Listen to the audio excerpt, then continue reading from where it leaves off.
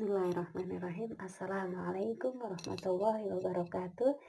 Anak-anakku semua, ikhwan dan akhwat santri Husnul Khotimah Kuningan kelas 7. Alhamdulillah, pada pertemuan kali ini kita berjumpa kembali belajar tentang sejarah kebudayaan Islam. Ibu Tri Rahmawati akan menyampaikan materi tentang perjuangan dakwah Nabi Muhammad SAW di Mekah. Disimak ya.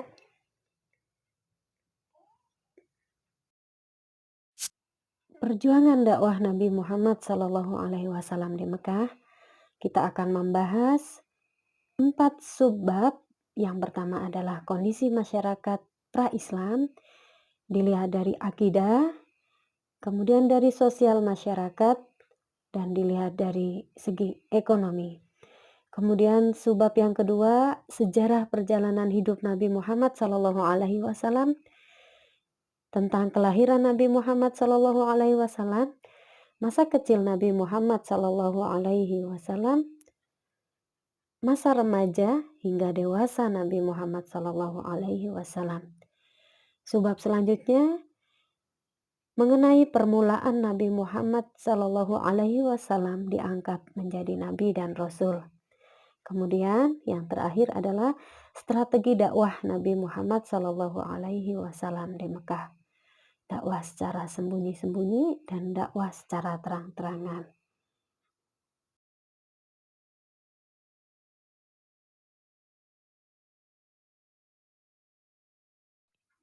Pembahasan kita yang pertama adalah mengenai kondisi masyarakat Arab pra-Islam. Bagaimana akidah masyarakat Arab pra-Islam? Pada awalnya, masyarakat sekitar Jazirah Arab adalah penganut agama Tauhid yang dibawa oleh Nabi Ibrahim alaihissalam, yang dilanjutkan oleh Nabi Ismail alaihissalam. Setelah Nabi Ismail wafat, terjadi penyelewengan akidah. Mereka telah kehilangan akidah murni, yaitu dari menyembah Allah menjadi penyembah selain Allah. Mereka menyembah berhala, api, dan lain-lain.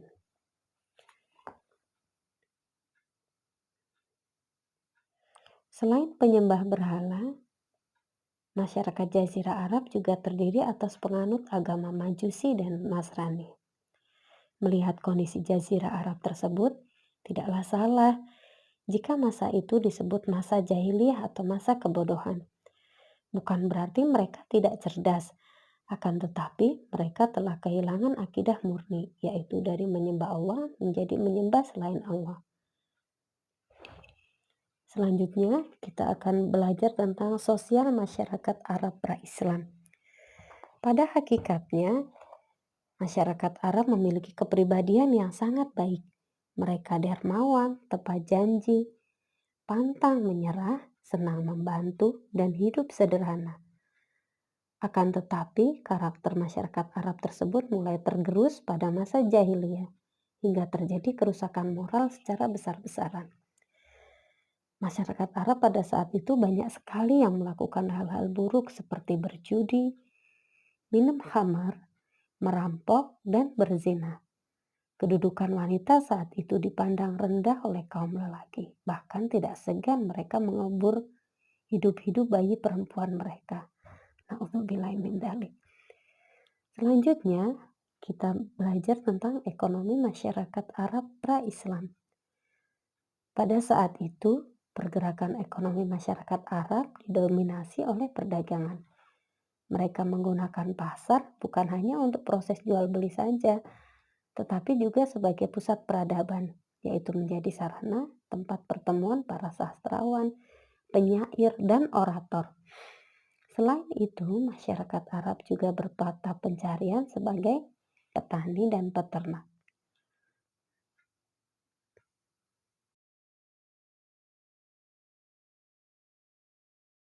Bahasan selanjutnya tentang sejarah singkat perjalanan hidup Nabi Muhammad SAW.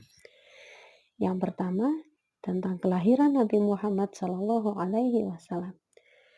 Nabi Muhammad SAW dilahirkan di kota Mekah pada hari Senin tanggal 12 Rabiul Awal tahun gajah. Mengapa disebut tahun gajah? Karena pada saat itu bertepatan dengan pergerakan Abraha bersama pasukan gajahnya untuk menghancurkan Mekah.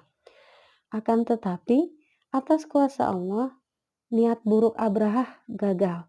Allah mengirimkan burung-burung ababil untuk mengalahkan Abraha beserta tentara gajahnya. Ayah Nabi Muhammad Shallallahu Alaihi Wasallam bernama Abdullah bin Abdul Muthalib dan ibunya bernama Aminah binti Wahab Az-Zuhriyah Al-Quraisyiyah. Nabi Muhammad Shallallahu Alaihi Wasallam telah menjadi yatim semenjak masih dalam kandungan. Selanjutnya, tentang masa kecil Nabi Muhammad Shallallahu Alaihi Wasallam.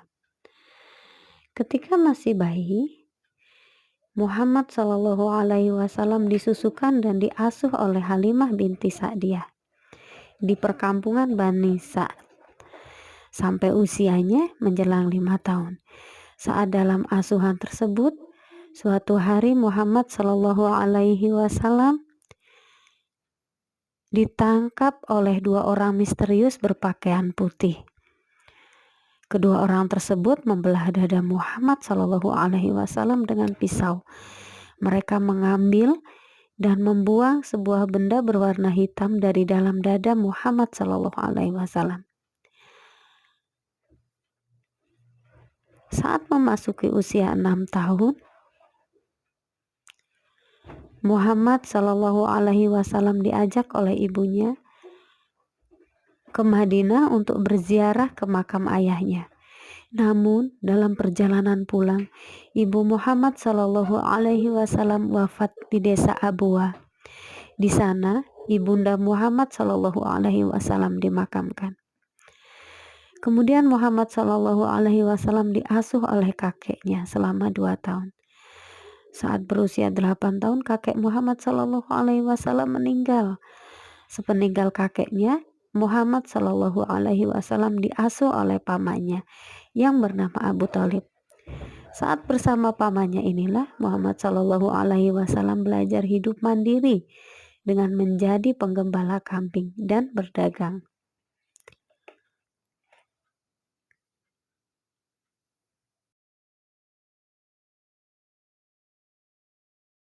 Masa remaja hingga dewasa Nabi Muhammad Shallallahu Alaihi Wasallam. Saat usia 12 tahun, Muhammad Shallallahu Alaihi Wasallam ikut berdagang dengan pamannya ke negeri Syam. Ketika sampai di kota Basrah, mereka bertemu dengan pendeta Nasrani bernama Bukhairah. Pendeta tersebut melihat bahwa dalam diri Muhammad Shallallahu Alaihi Wasallam terdapat ciri-ciri kenabian, yaitu berupa awan yang selalu mengikuti Muhammad Shallallahu Alaihi Wasallam dan tanda kenabian yang lain yang ada di pundak beliau. Tanda kenabian ini sesuai dengan yang tertulis dalam kitab Injil yang dipegangnya. Saat usia remaja, Muhammad Shallallahu Alaihi Wasallam mulai belajar menjadi pedagang yang baik dari pamannya. Berkat kegigihan dan kejujurannya, karir Muhammad Shallallahu Alaihi Wasallam sebagai seorang pedagang mulai terlihat. Muhammad Shallallahu Alaihi Wasallam dikenal hampir di seluruh penjuru Mekah dan mendapat julukan Al-Amin. Apa artinya? Artinya orang yang dapat dipercaya. Berkat keuletan dan kejujurannya, Muhammad dipercaya untuk mengelola barang dagangan seorang janda kaya yang bernama Khadijah. Bahkan dipercaya membawa barang dagangannya sampai ke negeri Syam. Pada usia mencapai 25 tahun, Muhammad Shallallahu Alaihi Wasallam menikah dengan Khadijah yang saat itu berusia 40 tahun. Dari pernikahannya dikaruniailah 2 anak laki-laki yang bernama Qasim dan Abdullah, serta 4 anak perempuan yang bernama Zainab, Ruqayyah, Ummu Kulsum, dan Fatimah. Saat Muhammad Shallallahu Alaihi Wasallam beranjak usia 35 tahun, Ka'bah mengalami perbaikan atau renovasi. Saat akan meletakkan kembali Hajar Aswad ke tempat semula, terjadilah perselisihan. Kabilah manakah yang akan meletakkannya? Saat itu Muhammad Shallallahu Alaihi Wasallam terpilih sebagai hakim untuk mengatasi masalah tersebut. Muhammad Shallallahu Alaihi Wasallam mengajak seluruh pemuka kabilah untuk mengangkat setiap ujung kain yang berisi hajar aswad. Dengan demikian, setiap kabilah meletakkan hajar aswad bersama-sama.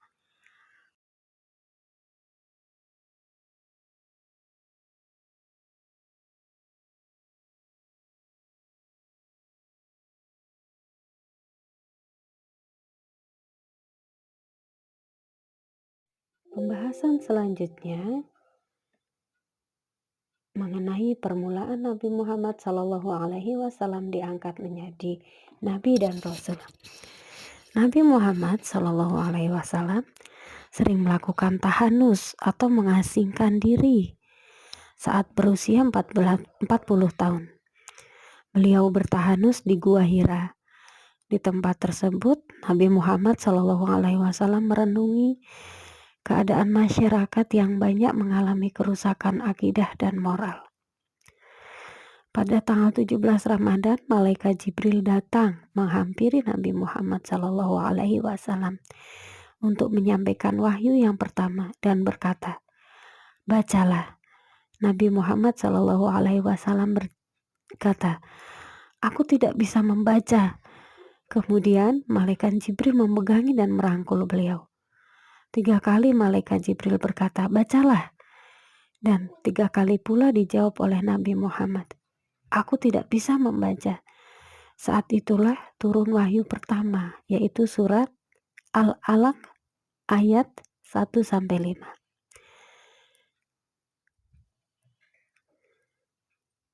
Setelah menerima wahyu yang pertama ini, Nabi Muhammad SAW pulang dengan hati berdebar dan penuh rasa takut. Istrinya menenangkannya dan mengajaknya untuk menemui Waraqah bin Naufal, seorang pemeluk agama Nasrani yang paham isi kitab Taurat dan Injil. Waraqah berkata, Maha suci, wahai anak saudaraku, ini adalah malaikat Jibril yang pernah diutus oleh Allah kepada Nabi Musa alaihissalam. Sesungguhnya engkau, wahai Muhammad Shallallahu Alaihi Wasallam, adalah seorang nabi untuk umat Islam. Berselang 6 bulan setelah wahyu pertama, turunlah wahyu yang kedua kepada Nabi Muhammad Shallallahu Alaihi Wasallam, yaitu surah Al-Mudaththir ayat 1-7.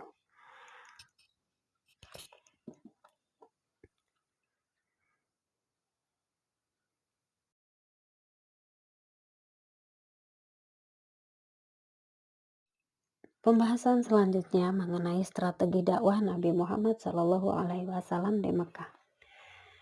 Dakwah secara sembunyi-sembunyi. Agama Islam sebagai agama yang dibawa oleh Nabi Muhammad Shallallahu Alaihi Wasallam belum dikenal sama sekali oleh masyarakat Mekah. Nabi Muhammad Shallallahu Alaihi Wasallam melakukan dakwah secara sembunyi-sembunyi agar mendapat dukungan dari orang-orang terdekat. Perintah dakwah secara sembunyi-sembunyi disebutkan dalam surah As-Syu'ara ayat 215 yang artinya, dan rendahkanlah dirimu terhadap orang-orang yang beriman yang mengikutimu. Dakwah ini dilakukan selama 3 tahun. Orang-orang yang pertama kali masuk Islam adalah Khadijah, Ali bin Abi Thalib, Abu Bakar, dan Zaid bin Haritsah. Keempat orang ini disebut As-Sabiqunal Awwalun atau orang-orang yang pertama kali masuk Islam. Setelah mereka bertambahlah orang-orang yang memeluk Islam, di antaranya Utsman bin Affan, Abdurrahman bin Auf, Zubair bin Awam, Sa'ad bin Abi Waqqas, Thalhah bin Ubaidillah, Abu Ubaidah bin Jarrah, dan Arqam bin Abil Arqam. Secara terang-terangan. Saat kekuatan Islam makin kuat, Rasulullah Shallallahu Alaihi Wasallam memberanikan diri melakukan dakwah secara terang-terangan di Mekah. Ayat yang berkaitan dengan dakwah secara terang-terangan adalah surah Al-Hijr ayat 94, yang artinya, maka sampaikanlah Muhammad secara terang-terangan segala apa yang diperintahkan dan berpalinglah dari orang yang musyrik. Dakwah secara terang-terangan pertama kali yang dilakukan oleh Rasulullah Shallallahu Alaihi Wasallam dilakukan di Bukit Safa. Rasulullah mengumpulkan masyarakat, kemudian melakukan ajakan secara terbuka untuk masuk agama Islam. Salah satu orang yang paling menentang dakwah Rasulullah adalah Abu Lahab dan istrinya, hingga Allah mencelanya hingga turun surah Al-Lahab ayat 1-5. Dan salah seorang yang senantiasa mendukung dan melindungi Rasulullah Shallallahu Alaihi Wasallam dalam berdakwah adalah pamannya Abu Thalib.